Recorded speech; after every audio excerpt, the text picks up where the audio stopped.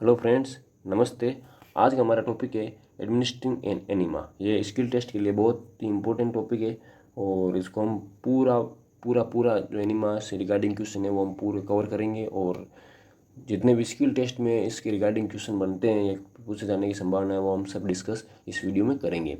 और प्रोसीजर भी देखेंगे कैसे एनीमा हम पेशेंट को लगाते हैं या देते हैं। ठीक है, अब क्लींजिंग और इवेक्यूएंट एनीमा।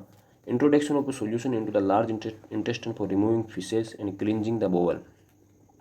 सॉल्यूशन का इंट्रोड्यूस करना लार्ज इंटेस्टाइन में फॉर रिमूविंग फीसेस और क्लीनिंग द बोवल। ये डेफिनेशन हो गई एनीमा हम क्यों देते हैं या एनीमा की डेफिनेशन। ठीक है, purpose of enema to relieve constipation और फिकल इन्फेक्शन। जो कंस्टिपेशन है उसको रिलीव करने के लिए एनीमा देते हैं। To prevent involuntary escape of fecal material during surgical procedure and delivery. हम सर्जिकल प्रोसीजर करते हैं उससे पहले भी या सर्जिकल प्रोसीजर करते हैं उससे पहले हम एनीमा पेशेंट को देते हैं। क्यों देते हैं? क्योंकि involuntary escape of fecal materials को रोकने के लिए। ठीक है, to prevent the visualization of to promote the visualization of intestinal tract during radiographic और इंस्ट्रूमेंटल एग्जामिनेशन। जैसे सिग्मोइडोस्कोपी है, कोई भी प्रोसीजर मतलब रिलेटेड टू इंटेस्टाइन करने से पहले हम एनीमा देते हैं जिसके कारण विजुअलाइजेशन हमको अच्छे से हो। ठीक है, फोर्थ है to stabilize a regular bowel function during bowel training.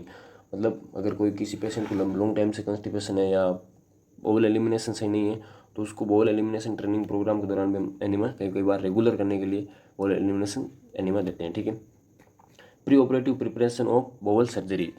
Pre operative preparation मतलब कोई भी ऑपरेशन से पहले अगर एनी मतलब बोवल की सर्जरी करनी तो उससे पहले भी हम एनीमा देते हैं। ठीक है, to relieve retention of urine by reflex stimulation of the bladder. कई बार हम यूरिन रिटेंशन हो गया है, रिफ्लेक्स स्टिमुलेशन ऑफ ब्लैडर अगर हम ज़्यादा अगर एनीमा देते हैं तो रिफ्लेक्स स्टिमुलेशन के थ्रू जो यूरिन रिटेंशन है उसको भी हम कम कर सकते हैं थ्रू एनीमा। ठीक है, सोल्यूशन कौन कौन सा यूज़ करते हैं? तो हाइपोटोनिक सोल्यूशन यूज़ करते हैं सोडियम फॉस्फेट और फ्लीट एनीमा का। हाइपोटोनिक सोल्यूशन यूज़ करते हैं टैप वाटर का। ठीक है, आइसोटोनिक सोल्यूशन यूज़ करते हैं physiologic सेलाइन 1 teaspoon of table salt in 500 ml of water. ठीक है, other 3 to 5 ml of concentrate soap solution in 100 ml of water. ठीक है, ये हम यूज़ में लेते हैं सोल्यूशन। अब इसके कॉन्ट्रा इंडिकेशन देखते हैं। एक तो acute renal failure Contra indication है, दूसरा एक्यूट मायोकार्डियल इन्फ्रैक्शन और कार्डियक प्रॉब्लम। अगर किसी पेशेंट में कार्डियक प्रॉब्लम है या एक्यूट मायोकार्डियल इन्फ्रैक्शन है तो हम उसमें एनीमा अवॉइड करते हैं। अपेंडिसाइटिस है तो उसमें अवॉइड करते हैं। Obstetricals contraindication like antepartum haemorrhage और लीकिंग मेम्ब्रेन है उस टाइम भी हम एनीमा को अवॉइड करते हैं। Recent surgical procedure involving the lower intestinal tract जैसे रेक्टम है या सिग्मोइड का अगर कोई का सर्जिकल प्रोसीजर या सर्जरी हो रखी है जैसे रेक्टल की और सिग्मोइड कोलोन की अगर सर्जरी हो रखी है तो हम उसमें एनीमा को अवॉइड करते हैं। इंटेस्टाइनल ऑब्स्ट्रक्शन है, अगर इंटेस्टाइनल ऑब्स्ट्रक्शन है उस टाइम भी हम अवॉइड करते हैं। ठीक है, inflammation and infection of the abdomen. अगर इन्फ्लामेशन और इन्फेक्शन है एब्डोमन का तो उस टाइम भी हम एनीमा अवॉइड करते हैं। ठीक है, अब आर्टिकल्स क्या क्या चाहिए? आर्टिकल्स एनीमा प्रोसीजर या एनीमा देते वक्त हमको आर्टिकल की क्या क्या नेसेसिटी या ज़रूरत रहती है वो देखते हैं। Enema can and tubing method, दो तरीके से हम एनीमा देते हैं। Enema can and tubing method. ठीक है, a tray containing disposable gloves disposable gloves, water soluble lubricants. ठीक है, for easily insertion of rectal tube के इजीली इंसर्शन के लिए हमको लुब्रिकेंट्स की ज़रूरत रहती है। Bath thermometer, check the temperature of solution. Soap and water for easy मतलब provide anal care. Toilet tissue, ये भी हमको एनल केयर के लिए ज़रूरत है। ग्रेजुएटेड एनीमा कैन उसमें पोर सॉल्यूशन पोर करते हैं, सॉल्यूशन भरते हैं। एनीमा कैन भी रीयूजेबल और स्टेनलेस स्टील की हो सकती है। ठीक है, ट्यूबिंग और क्लम्पिंग, ट्यूबिंग चाहिए, रेक्टल ट्यूब और क्लैंप चाहिए उसके साथ साथ। Appropriate size for rectal tube की साइज अडल्ट में 20 to 30 फ्रेंच। ये साइज़ याद रखना, ये साइज़ एग्जाम में मतलब कोई भी एग्जाम में पूछ सकते हैं। स्किल टेस्ट में तो पूछते भी हैं लेकिन एग्जाम में भी इसका बहुत इंपॉर्टेंस है साइज़ की। और चाइल्ड में हम 12 to 18 फ्रेंच की हम रेक्टल ट्यूब यूज़ में करते हैं चाइल्ड के लिए। ठीक है, और आईवी स्टैंड चाहिए, किडनी बेसिन चाहिए, सॉल्यूशन एज ऑर्डर। जो सॉल्यूशन ऑर्डर जैसे नॉर्मल टैप वाटर सॉल्यूशन है या जो सॉल्यूशन फिजिशियन ने प्रेस्क्राइब किया वो solution mackintosh to prevent the swelling, bed pan, वापस जो वो स्टूल एक्सक्रिएट करेगा पेशेंट उसको कलेक्शन के लिए बेड पेन भी जरूरी है, ठीक है। Temperature of solution, temperature solution का मतलब टेम्परेचर देखते हैं, टेम्परेचर किससे देखते हैं, अडल्ट मतलब टेम्परेचर कितना रखते हैं और टेम्परेचर देखते हैं किससे, थर्मोमीटर से देखते हैं, ठीक है। बात थर्मोमीटर से हम सॉल्यूशन का टेम्परेचर देखते हैं और टेम्परेचर रखते कितना है, अडल्ट में 105 टू 110 डिग्री फ़ारेनहाइट तक हम अडल्ट में रखते हैं और चाइल्ड में 100 डिग्री फ़ारेनहाइट तक हम चाइल्ड में रखते हैं, ठीक है। और बाद में amount of solution for different age group, different age group के लिए डिफरेंट सॉल्यूशन यूज में लेते हैं। जैसे अडल्ट में हम लेते हैं 750 से 1000 ml, ठीक है। एडोलसेंट में 500 टू 750 ml, स्कूल एज में 300 टू 500 ml, टोडलर में 250 टू 300 ml और इन्फेंट में 150 टू 250 ml तक हम यूज़ में लेते हैं। ये सॉल्यूशन स्पेसिफिक है, स्पेसिफिक एज ग्रुप के। इससे ज़्यादा अगर लेंगे तो कॉम्प्लिकेशन हो सकती है, जैसे बॉल परफोरेशन है और बॉल रप्चर है, ऐसे कॉम्प्लिकेशन हम देखने को मिलती है अगर इससे ज़्यादा का सॉल्यूशन हम यूज़ में लेते हैं तो, ठीक है। अब before procedure assess the patient, assess the status of patient, last bowel movement, normal bowel pattern and haemorrhoids, mobility, external sphincter control and abdominal pain और पेरिनियल लीजन। अगर इनमें से जैसे हिमोरॉइड्स है या एब्डोमिनल पेन है या पेरिनियल लीजन है तो हम हिमोरॉइड्स में जनरली अवॉइड करते हैं। अगर सीवियर टाइप का हेमोरॉइड्स है तो हम एनिमा नहीं देते हैं। और determine the level of consciousness and understanding of the patient, patient का मतलब लेवल ऑफ कॉन्शियसनेस देखते हैं और अंडरस्टैंडिंग पेशेंट को मतलब कितना अंडरस्टैंड करता है, एनिमा के बारे में क्या जानता है वो हम पहले डिटरमाइन कर लेते हैं, पता लगा लेते हैं कि पेशेंट का व्यू क्या है एनिमा से रिगार्डिंग, ठीक है। प्रोवाइड कराते हैं पेशेंट को। और एंजाइटी, अगर पेशेंट एंजाइटी में तो उसको हम कर्टेन करवा के या डोर क्लोज करके तो प्राइवेसी देते हैं। Check the medical record and clarify the rationale for enema and review the physician order, medical record check करते हैं और फिजिशियन का जो प्रिस्क्रिप्शन है वो चेक करते हैं और फिजिशियन ने क्यों एनिमा रिकॉर्ड मतलब एनिमा प्रेस्क्राइब किया है वो भी हम देखते हैं, ठीक है। Explain to the patient and purpose of enema, जो पर्पज है एनिमा का वो हम पेशेंट को एक्सप्लेन करते हैं। व्हाट ही कैन एक्सपेक्ट और हाउ ही कैन पार्टिसिपेट, मतलब पेशेंट क्या एक्सपेक्ट करता है ड्यूरिंग प्रोसीजर और हाउ कैसे वो मतलब पार्टिसिपेट और पेशेंट को एक्सप्लेन करते हैं। और असेंबल आर्टिकल जितने भी हम उसको नियर रखते हैं फॉर कंफर्टेबल या हमारे लिए इजीली के लिए आर्टिकल से वो बेड पर रखते हैं या बेड के पास में रखते हैं, जो इसके हम ड्यूरिंग प्रोसीजर हमें कोई दिक्कत ना हो या कोई आर्टिकल ढूंढने की ज़रूरत ना पड़े। इसलिए during procedure wash hand and on gloves, हमको प्रोसीजर के दौरान हैंड वॉशिंग करनी है, मोस्ट इंपॉर्टेंट है, और ग्लव्स पहनने, ठीक है। Raise the bed to appropriate working height for the nurse, हमको पेशेंट का जो बेड है उसको एकदम मतलब एक ऐसे लेवल पर लाना जहाँ से हम इजीली काम कर सकते हैं, ठीक है। Assist the patient to left side lying position या सिम्स पोजीशन, एक मतलब सिम्स पोजीशन एनिमा के लिए एनिमा अगर एनिमा देते हैं तो सिम्स पोजीशन देते हैं या लेफ्ट साइड लाइन पोजीशन हम पेशेंट को प्रोवाइड कराते हैं। प्लेस वाटर प्रूफ पैड और Macintosh under the patient hip और बटक के नीचे हम वाटर प्रूफ पैड और मैकिन्टोश देते हैं, प्रोवाइड कराते हैं, क्योंकि सोइलिंग जो बेड शीट है या बेड लिनन है उसको सोइलिंग प्रिवेंट द सोइलिंग होने के लिए हम सोइलिंग कम करने के लिए या सोइलिंग नहीं होने के लिए हम मैकिन्टोश देते हैं, ठीक है। Cover the patient exposing only anal area and clearly visualize the anus, पेशेंट को मतलब पूरा कवर करते हैं जब ओनली एनएस या एनल एरिया एक्सपोज हो इतना ही हम पेशेंट को अनकवर रखते हैं, ठीक है। थर्ड है प्लेस बेड पेन और command in easily accessible position, मतलब जो भी बेड पेन है या कमांड है जिसमें हम स्टूल इकट्ठा करते हैं वो हम एसेसिबल पोजीशन या पर रख देते हैं, जिसके कारण अगर एनिमा देने के बाद में पेशेंट का अगर कंट्रोल नहीं है तो वापस अगर बेड पेन यूज़ में लेना चाहे तो वो इजीली मिल जाए, इसलिए हम पेशेंट को पास में ही बेड पेन रख देते हैं। Check the temperature of the solution और inner breast use a bath thermometer, solution का टेम्परेचर चेक करना है बाथ थर्मोमीटर से। Raise container release clamp and allow solution to flow long enough to fill tubing, हमको container को raise करना है और तब तक राइज करना है जब तक कि मतलब राइज करके और ट्यूब से हमको ट्यूब में फ्लूइड फिल करना है जिसके कारण एयर रिमूव हो जाए, ठीक है। क्लैंप द ट्यूब, वापस एयर रिमूव होने के बाद में ट्यूब को क्लैंप कर देते हैं। Lubricant the 6 to 8 centimetre tip को लुब्रिकेट करते हैं rectal with jelly for easily insertion के लिए हम लुब्रिकेट करते हैं और separate the buttock and locate the anus instruct the patient to relax by breathing out slowly through mouth. Patient को हम एकदम बटक सेपरेट करके और पेशेंट को कहते हैं आराम से सांस लो धीरे धीरे, और इससे क्या होता है जो एक्सटर्नल स्पिनेक्टर है वो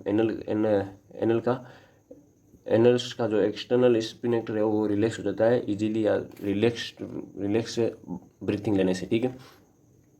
Insert tip of rectal tube centrally by pointing the tip in the direction of the patient's and umbilicus.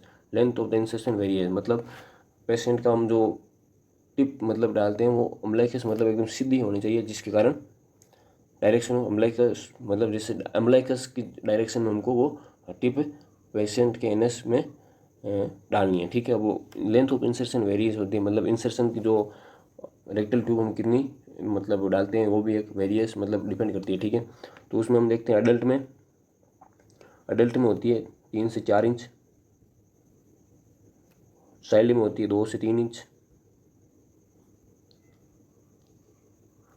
और इन्फेंट में होती है 1 से 1.5 इंच तक रेक्टल ट्यूब इंसर्ट करते हैं और इनको सेंटीमीटर में कन्वर्ट कर लेना, जैसे 7.5 से 10 सेंटीमीटर तक अडल्ट में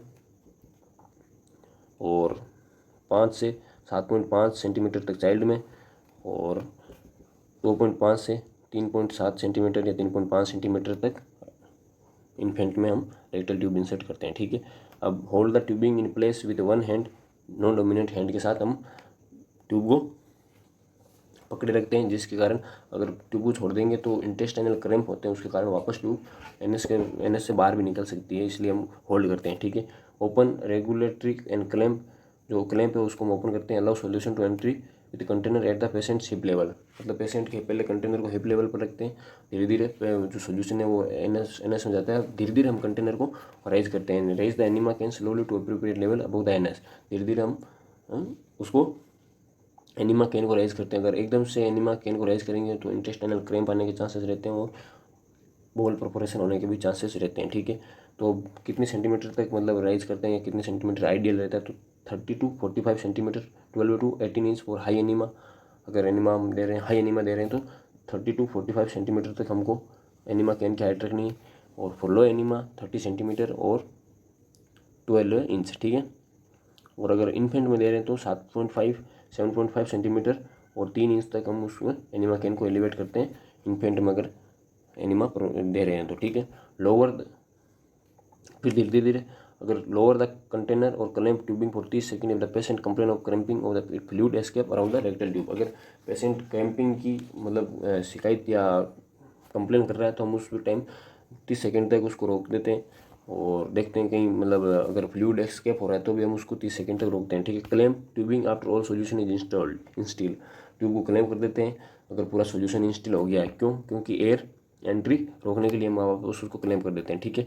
inform the patient that fluid instillation is over and the tube will be removed, patient को कहते हैं फ्लूइड इंस्टिलेशन ओवर हो गया मतलब पूरा हो गया and tube will be removed. Tube को हम रिमूव करते हैं, कैसे रिमूव करते हैं? जैसे ट्यूब को रिमूव करते हैं, place a layer of toilet tissue around the tube at the NS and gently withdrawal the rectal tube.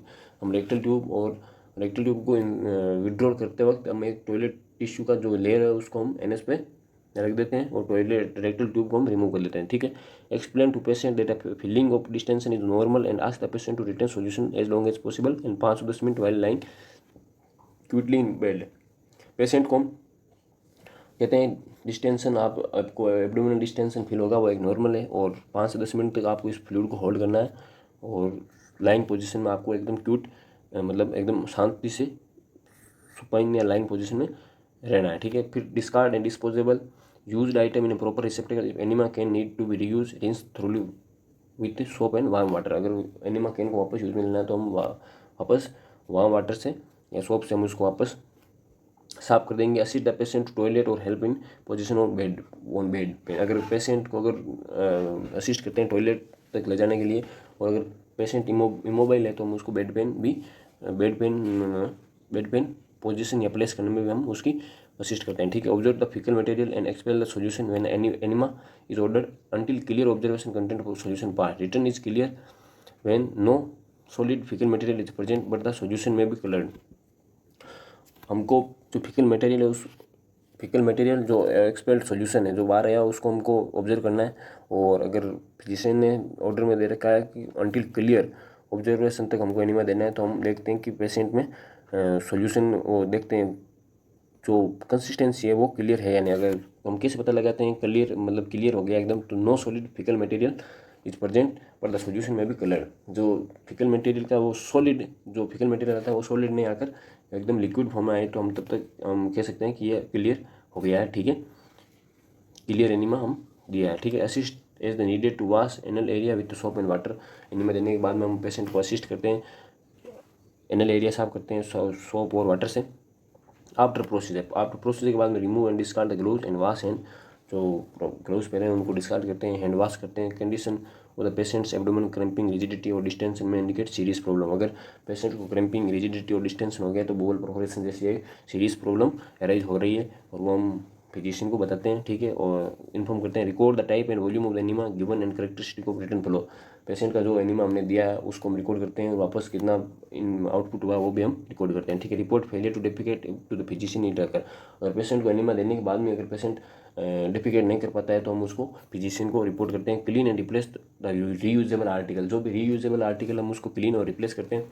Discard any waste and disposable item. जो भी डिस्पोजेबल आइटम है उसको हम मतलब डिस्कार्ड करते हैं, और एनी वेस्ट डिस्पोजेबल आइटम जो भी है हम उसको डिस्कार्ड कर देते हैं। और जो रिसेप्टेकल्स है जिसमें जो चीज़ मतलब जो वस्तु जिस रिसेप्टेकल में जानी थी उसे हम रिसेप्टेकल में डिस्कार्ड कर देते हैं। ठीक है, ये जैसे देख लीजिए कैसे मतलब हाइट ये 12 इंच ये 18 इंच है।